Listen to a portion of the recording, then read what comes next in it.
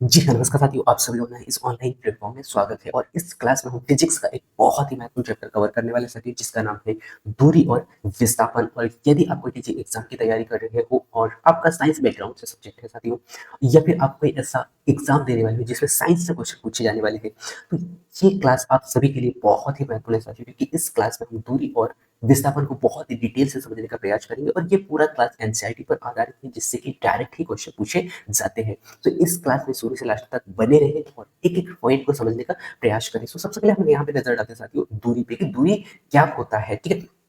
सो आपको याद रखना साथियों दूरी क्या होता है कि किसी वस्तु के द्वारा चली गई वास्तविक मार्ग की जो लंबाई होती है, उसे हम क्या कहते हैं? दूरी को कहते हैं, ठीक है? जैसे कि बालक यहाँ से चलना स्टार्ट करता है, वो चलते-चलते-चलते इस मार्ग पर आ पहुँचता है, ठीक है? तो इसके द्वारा जो चली गई मार्ग की जो लंबाई है, उसे हम क्या कहते हैं? दूरी कहते हैं। ये आपको यहाँ पे याद रखना है, ठीक है? इसके बाद में यदि मैं यहाँ पे बात करूँ साथियों विस्थापन की, दूरी और विस्थापन का जो परिभाषा है उसको हम पहले देख लेते हैं। सो विस्थापन क्या होता है साथियों? विस्थापन को आपको समझना है कि ये क्या होता है, विस्थापन क्या होता है? प्रारंभिक बिंदु या अंतिम बिंदु के मध्य, या मैं ये कह सकता हूँ प्रारंभिक बिंदु और अंतिम बिंदु के बीच की जो लंबाई, सीधी लंबाई या सीधी दूरी को हम क्या कहते हैं? विस्थापन कहते हैं, ठीक है? तो ये आपको यहाँ पे याद रखना है, ठीक है? अब यदि मैं यहाँ पे बात करूँ साथियों, एक उदाहरण के तौर पे यदि हम यहाँ पे चर्चा करें कि अब आपको पता नहीं है कि इस बी का घर कहाँ है, तो आप यहाँ से चलना स्टार्ट करते हो और यहाँ से चलते-चलते-चलते आप इस रास्ते तक चलते हो और यहाँ से चलते-चलते हो ना फिर से आपको ये एक आड़ा-टेढ़ा रास्ता दिखा, तो यहाँ से चलते-चलते आप इस बी तक आ पहुँचे हो और जब बी से पूछने में पता चला कि एक रास्ता ऐसा रास्ता है जो कि आपको शॉर्टकट पड़ता हो और सीधा पड़ता हो, ठीक है? तो आपने फिर यहाँ से रिटर्न आने में यहाँ से चलना स्टार्ट किया और यहाँ आते-आते आप अपने इस जगह पे आ गए। तो आपको ऐसा लगा यार कि मैं जो पहले जो रास्ता सफ़र किया तय किया था, उस रास्ते को यदि मैं देखता हूँ तो कहीं न कहीं बहुत लंबाई पड़ता है उसका, है ना?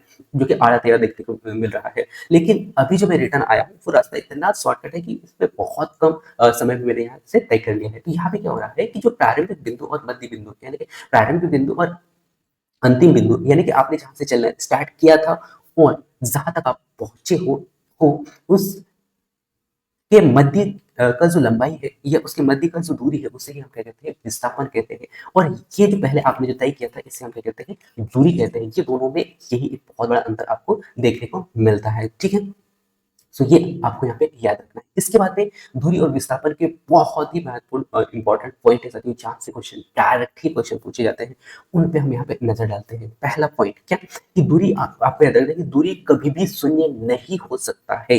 ये वेरी वेरी इंपॉर्टेंट पॉइंट है, आपको आईएमपी लगा के इस पॉइंट को याद रखना है कि दूरी कभी भी शून्य नहीं हो सकता है, ठीक है? ये आपको याद रखना है। कैसे? यदि मैं यहाँ पे बात करूँ साथियों, ये बालक यहाँ से चलना स्टार्ट करता है और चलते ये यहाँ तक आ जाता है। इसका मन हुआ यार कि मैं और थोड़ा-सा टहल लेता हूँ, घूम लेता हूँ, तो ये फिर यहाँ से चलना स्टार्ट करता है और फिर यहाँ पे आ जाता है, ठीक है? तो अब यहाँ पे आपको ये समझ में आ रहा होगा कि दूरी कभी भी शून्य नहीं होती है ना? ये शून्य है, ठीक है? दूरी कभी भी शून्य नहीं होता है, ठीक है? ये आपको याद रखना है, क्योंकि बढ़ते जाता है, एक-एक पॉइंट यानी कि एक-एक कदम उसका जो है प्लस होते जाएगा, है, लेकिन कम नहीं होगा, शून्य नहीं होगा, ये आपको याद रखना है। इसके बाद में नेक्स्ट और बहुत ही वेरी वेरी इंपॉर्टेंट पॉइंट है साथियों, क्या कि विस्थापन धनात्मक एवं ऋणात्मक भी हो सकता है, ठीक है? या शून्य भी हो सकता है। ये आपको याद रखना है, क्या कि विस्थापन जो होता है ना साथियों, वो धनात्मक, ऋणात्मक या शून्य भी हो सकता है, ठीक है? कैसे? सो मैंने आपको यहाँ पे क्या बताया था कि यदि कोई बालक यहाँ से चलना स्टार्ट करता है और ये इस बिंदु तक आ पहुंचता है, तो अब यहाँ पे क्या हो रहा है कि दूरी सॉरी विस्थापन जो है शून्य भी हो सकता है। इसके बाद मैंने यहाँ पे क्या कहा है, धनात्मक भी हो सकता है और ऋणात्मक भी हो सकता है, ठीक है? अब ये जो बालक है यहाँ से चलना स्टार्ट है, इन दोनों के मध्य की जो दूरी ये इतना 5 किलोमीटर है, लेकिन यदि मैं यहाँ पे बात कर सकती हूँ, इस बार ये जो बालक है यहाँ से चलना, ये से चलना स्टार्ट किया था, है ना? ये से चलना स्टार्ट किया था और यहाँ से यहाँ पहुंच गया था और रिटर्न आते समय ये डायरेक्ट शॉर्टकट आ गया, लेकिन इसने सोचा यार कि अभी मेरे पास में बहुत समय है, तो मैं एक काम करता हूँ, इस सी वाले दोस्त से मिलके आ जाता हूँ और यहाँ से ये फिर से डायरेक्ट यहाँ से चलने स्टार्ट करता है। तो यहाँ पे क्या हो रहा है कि दूरी सॉरी विस्थापन यहाँ पे धनात्मक भी हो सकता है, धनात्मक हो रहा है, ठीक है? इस बिंदु और इस बिंदु के मध्य की जो दूरी है, लंबाई को यदि मैं यहाँ पे देखूँ, तो यहाँ पे कैसा है, एक सीधी रेखा में दिखाई दे रहा है, ठीक है? या अंतिम प्रारंभिक बिंदु और अंतिम बिंदु के बीच की दूरी भी आपको समझ में आ रहा है, तो ये क्या कहलाता है? विस्थापन कहलाता है, जिससे आपको समझ में आ रहा होगा कि ये धनात्मक भी हो सकता है, ठीक है? इसके बारे में यदि मैं यहाँ पे बात करूँ साथियों ऋणात्मकता की, कि ऋणात्मक कैसे होगा, ठीक है? ऋणात्मक को हम यहाँ पे समझते हैं, ठीक है? जैसे कि आपको पता है साथियों, यदि आप कोई वृत्ताकार मार्ग पर चल रहे हैं, है ना? क्या कर रहे हो, आप वृत्ताकार मार्ग पर चल रहे हो और आपने यहाँ से चलना स्टार्ट किया और चलते-चलते आप यहाँ से स्टार्ट करते हैं और यहाँ आते-आते आप पुनः फिर से इस बिंदु पर आके मिल गए हो, ठीक है? तो यहाँ पे क्या हो रहा है, आपका विस्थापन क्या हुआ, शून्य हुआ, क्योंकि अब यहाँ पे आप शॉर्टकट कैसे कर सकते हो, क्योंकि विस्थापन का मतलब क्या होता है कि प्रारंभिक बिंदु और अंतिम बिंदु के मध्य की सीधी रेखा। तो अब यहाँ पे आप जहां से चलना स्टार्ट किया था आपने, आप वहीं आके रुक गए हो, तो वो क्या होगा, दूरी यहाँ पे शून्य होगा, सॉरी विस्थापन शून्य होगा, लेकिन दूरी धनात्मक होता है, ठीक है, धनात्मक होता है, दूरी कभी शून्य नहीं होता है, ये आपको याद रखना है, ठीक है। तो ये जो है बहुत वेरी वेरी इंपॉर्टेंट पॉइंट मैंने आप लोगों को बताया कि आपकी कभी दूरी जो है विस्थापन से बड़ा होता है, ठीक है, ये आपको याद रखना है। अच्छा, इससे मैंने पहले क्या बताया था कि विस्थापन जो है धनात्मक ऋणात्मक हो सकता है, दोनों को समझ लिया हमने, और शून्य भी हो सकता है, जो कि आपको यहाँ पे उदाहरण देखने को मिल रहा होगा, ठीक है। तो ऋणात्मक भी हो सकता है, जैसे कोई यहाँ से चलना स्टार्ट करता है, ठीक है, यहाँ से चलना स्टार्ट करता है, टिक टिक टिक टिक टिक टिक, यहाँ आज से चलना चलते चलते चलते यहाँ तक आप पहुंचा है, ठीक है। तो यहाँ पे दूरी कैसा हुआ, सॉरी विस्थापन कैसा हुआ, शून्य हुआ, लेकिन ये आपने तुमसे इससे सोचा है कि मैं यहाँ से यहाँ तक चला जाता हूँ, ठीक है। इसके बाद में ये सोचता है कि अब मैं मेरा विस्थापन देख लेता हूँ कि मैंने कितना सफर किया है, ठीक है। तो विस्थापन क्या होगा, यहाँ से यहाँ तक की दूरी होगी, ठीक है, जबकि पहले कितना, ये पूरा कितना चलता था, 5 चलता था, अब यहाँ पे इसने देखा यार कि मैंने अभी कितना सफर किया, तो इसका विस्थापन कितना होगा, सो विस्थापन आप देख पा रहे होंगे, विस्थापन बहुत कम होगा, तो यहाँ पे क्या होगा, 1 से 2 पॉइंट यानी कि कुछ पॉइंट ही होगा, तो यहाँ पे क्या हो रहा है, विस्थापन माइनस हो रहा है, ठीक है। तो यही यहाँ पे मैंने समझाने का प्रयास किया था कि जो विस्थापन होता है धनात्मक, ऋणात्मक, शून्य भी हो सकता है, ठीक है। इससे आपको समझ में आ गया कि धनात्मक कैसे होता है, ऋणात्मक कैसे होता है और शून्य कैसे होता है, ठीक है। इसके बाद में नेक्स्ट और बहुत ही वेरी वेरी इंपॉर्टेंट पॉइंट याद रखना है क्या, कि यह विस्थापन जो होता है एक रैखिक गति में दूरी और विस्थापन समान होता है, एक रैखिक गति में दूरी और विस्थापन हमेशा समान होता है, ठीक है। ये आपको यहाँ पे याद रखना है, ठीक है। क्या कि रैखिक गति में आप यदि सफर कर रहे हो तो दूरी और विस्थापन हमेशा कैसे होगा, समान होगा, कैसे।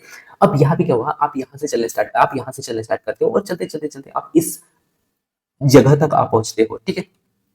तो आपने जितना दूरी तय किया, लेकिन ये मार्ग कैसा है, सीधी मार्ग, यानी कि एक रैखिक गति, मतलब सीधी रेखा में आप जा रहे हो, एक सीधा रास्ता में चल रहे हो। तो अब यदि मैं यहाँ पे बात करूँ दूरी की, तो दूरी भी पहले जितना था, जैसे 5 किलोमीटर, तो 5 किलोमीटर भी होगा, और विस्थापन की यदि मैं यहाँ पे बात करूँ तो विस्थापन भी 5 किलोमीटर होगा, क्योंकि यहाँ पे दूरी और विस्थापन में कोई अंतर नहीं दिखाई दे रहा है, क्यों, क्योंकि ये रैखिक गति है, यानी कि आप सीधे रेखा में गए हो, एक सीधी रास्ते में सफर किया है आपने, ठीक है। तो आपको याद रखना है कि रैखिक गति में विस्थापन और दूरी हमेशा समान होता है, ठीक है, ये आपको याद रखना है। इसके बाद में नेक्स्ट और बहुत ही वेरी वेरी इंपॉर्टेंट पॉइंट याद रखना चाहती हूँ कि दूरी विस्थापन से बड़ा और बराबर होता है, ठीक है, दूरी विस्थापन से बड़ा और बराबर होता है, ठीक है। जैसे कि आप यहाँ पे देख पा रहे हो, ये बालक एग्जाम्पल देख लेते हैं हम, ये बालक यहाँ से चलना स्टार्ट करता है और चलते चलते चलते यहाँ से चलना स्टार्ट करता है, और चलते चलते इसके पास में समय काफी था, लेकिन घूमते हुए इस साइड से ये इस प्रकार से चलना स्टार्ट करता है, ठीक है, और ये चलते चलते चलते इस बालिका तक आ पहुंचता है, ठीक है।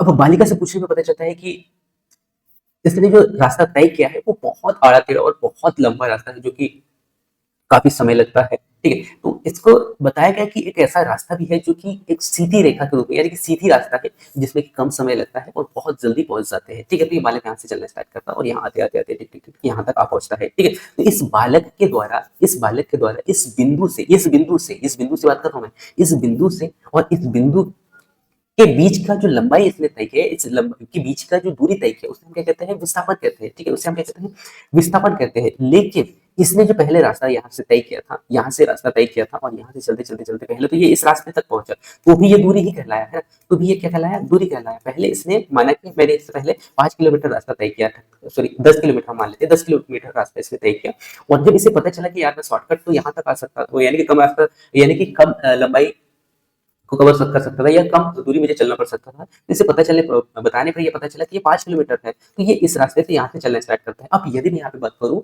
दूरी की, तो दूरी क्या हुआ, इसका पूरा जो, यानी कि इसके द्वारा जो चली गई लंबाई, या मैं ये कह सकता हूँ वास्तविक चली गई लंबाई को हम क्या कहते हैं, दूरी कहते हैं। जैसे मैंने परिभाषा में बताया था, तो इसने यहाँ से चलना स्टार्ट किया, तो चलते चलते इसने 10 किलोमीटर का पुनः फिर से जो है अपने घर की ओर गमन हुआ, जहाँ से चलना स्टार्ट किया था, और चलते चलते चलते पुनः फिर से ये यहाँ आ जाता है, ठीक है। तो इसने टोटल कितना दूरी तय किया है, ये कितना दूरी कवर किया इसने, तो 10 और 5 15 किलोमीटर इसने सफर तय किया है। लेकिन यदि मैं विस्थापन की बात करूं तो इसने विस्थापन किया है 5 किलोमीटर, ठीक है। तो दोनों में यही एक अंतर आपको देखने को मिलता है, ठीक है। जैसे कि आप यहाँ पे देख पा रहे हैं, बालक जो है एक ये हमें ये कह सकते हैं कि बालक स्कूल की ओर जा रहा है और बालक को पता नहीं है कि शॉर्टकट रास्ता भी है। तो ये जो है आड़े टेढ़े रूप में यहाँ से चलना स्टार्ट करता है और चलते चलते चलते यहाँ स्कूल तक आ जाता है। स्कूल से चलते चलते इसने सोचा यार कि मैं थोड़ा सा और टहल लेता हूँ, चलते चलते यहाँ आ जाता है। अब इसने सोचा यार कि अब बहुत हो चुका है, अब मैं डायरेक्ट चलता हूँ मैं अपने घर की ओर। ठीक है, तो यहाँ अब ये सोचता है कि यार मैं शॉर्टकट कैसे जाऊँ, क्योंकि अब एनर्जी खत्म हो चुकी है मेरे पास में, समय भी खत्म हो चुका है। तो यहाँ से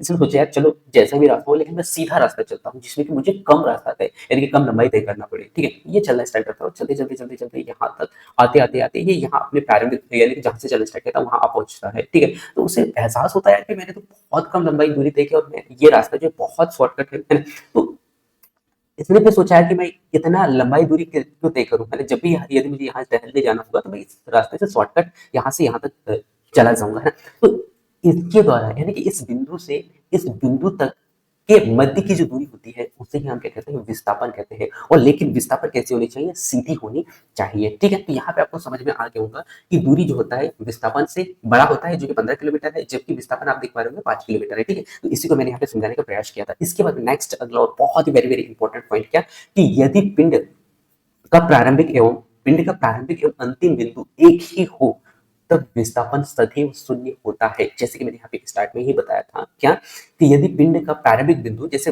ये यहाँ से चलना स्टार्ट करता है और चलते चलते चलते चलते यहाँ से आते आते आते आते पुनः फिर से ये यहीं आके रुक जाता है। ठीक है, तो इसने जहां से चलना स्टार्ट किया था और वही आके रुक गया, तो उसकी विस्थापन कैसी होगी, तो विस्थापन हमेशा शून्य होगी। लेकिन यदि मैं दूरी की बात करूं तो दूरी ये पूरा पूरा जुड़ेगा। ठीक है, दूरी धनात्मक होगा यहाँ पे। ठीक है, ठीक है, आपको यहाँ पे याद रखना है। इसके बाद में नेक्स्ट अगला और बहुत ही वेरी वेरी इंपॉर्टेंट पॉइंट है साथियों, क्या कि जब एक यानी कि जब एक पॉइंट है, मैं ये कहूंगा कि जब किसी वृत्ताकार मार्ग पर घूमकर एक चक्कर पूरा किया जाता है, एक चक्कर पूरा किया जाता है, तब पिंड के द्वारा चली गई दूरी कैसे होता है, पिंड के द्वारा चली गई दूरी कैसे होता है, 2 पाई आर में होगा। ठीक है, जैसे कि बालक यहाँ से चलना स्टार्ट करता है, तो ये जो इसके द्वारा जो चली गई जो विस्थापन के आधार पे बता रहा हूँ मैं, विस्थापन कितना होगा, विस्थापन होगा इसका 2 पाई आर, 2 पाई आर। ठीक है, विस्थापन कितना होगा, 2 पाई आर। लेकिन दूरी की यदि मैं बात करूं तो दूरी यहाँ पे धनात्मक होगा। ठीक है, तो जब वृत्ताकार मार्ग पर कोई रास्ता तय करता है या चक्कर लगाता है,